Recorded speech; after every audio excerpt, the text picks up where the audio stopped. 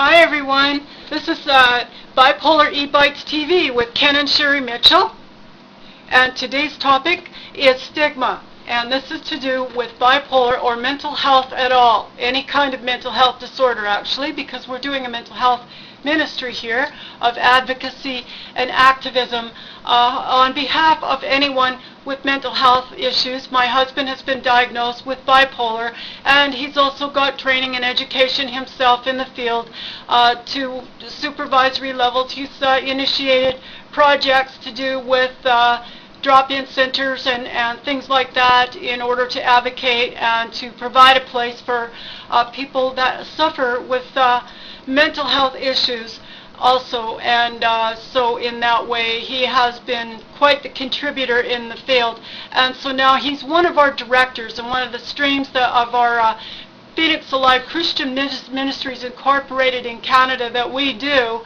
is Christian counseling. And I'm an ordained Christian minister, and my major and my doctorate, my master's and doctorate in the seminary I've just completed is in Christian counseling. My undergraduate degree, my Bachelor of Arts, was in psychology, and I had 2 years of secular training in all sorts of mental health facilities, from hospitals to licensed to non-licensed care, and also allied fields.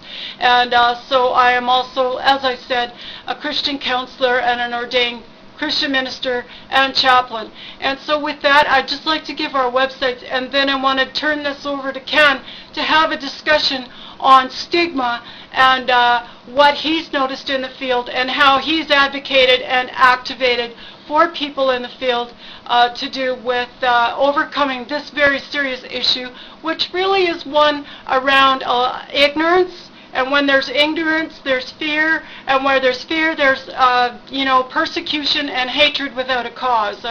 People tend to hate what they fear, and so we're hoping to dispel that here with education and giving some of these educational videos, and also Ken has experienced himself with having inherited this.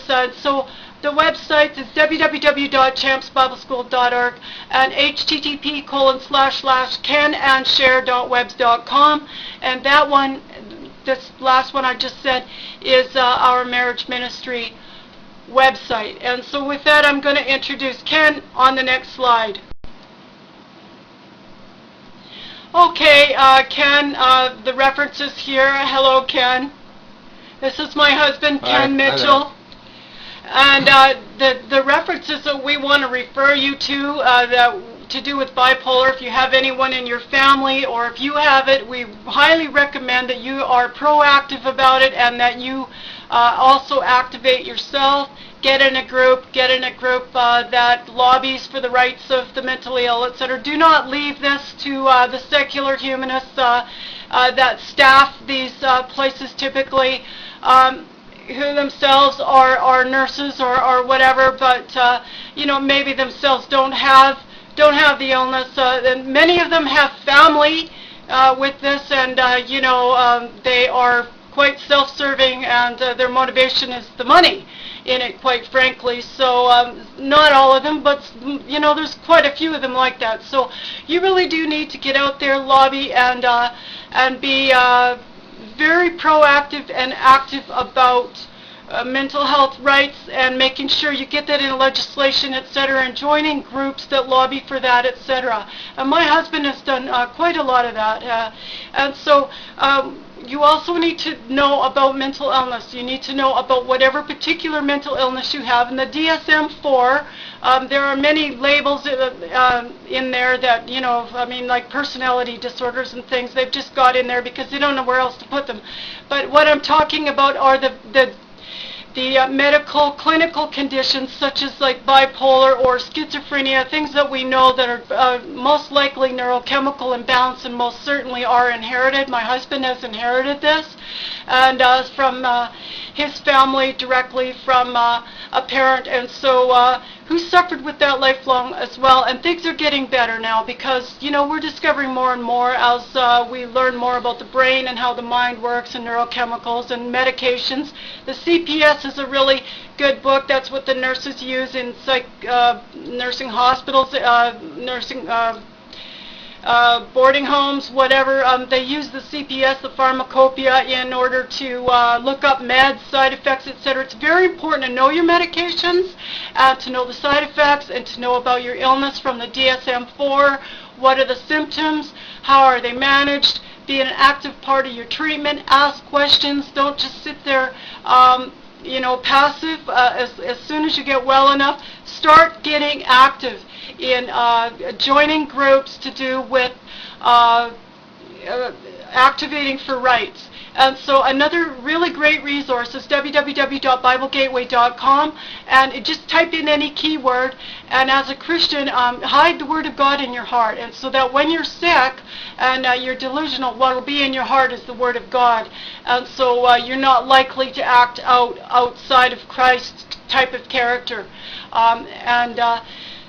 So that's my advice as a Christian counselor. And now I'm going to turn this over to Ken. And Ken, would you like to make some comments about stigma, about the problem of stigma, what you've noticed, and ways that you worked around that when you're in the field yourself, as well as a sufferer? Well, I think I'd like to define stigma. I worked for many years as an activist and an advocate for people with mental illness. And the one thing, stigma to me is simply the stereotypical reactions by people who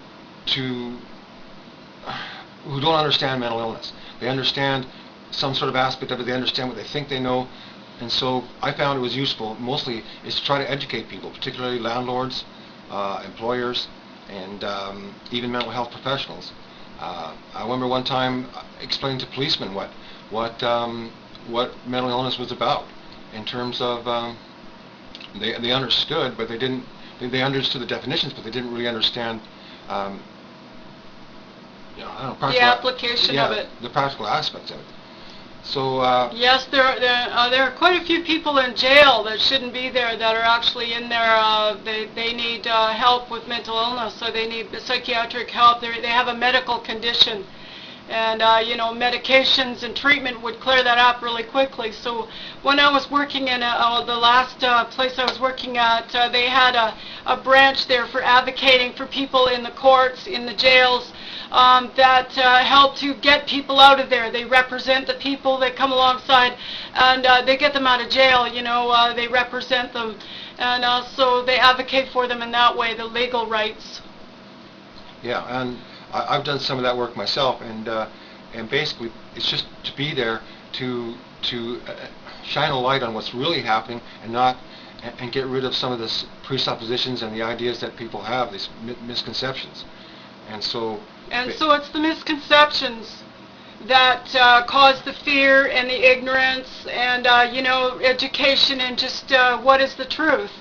And what are the symptoms, what is the treatment, what is the practical applications, and so that's not scary. It's something that people can cope with and deal with and understand. That's right.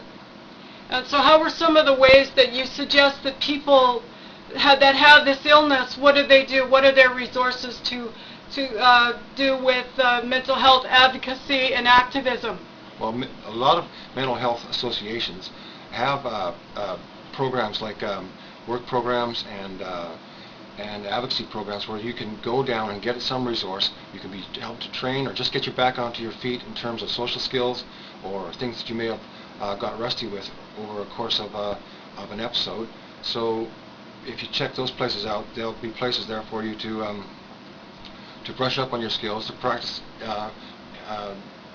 job interviews, to practice even job sharing and job volunteering, so that you can get back onto a track where you're more comfortable in the world.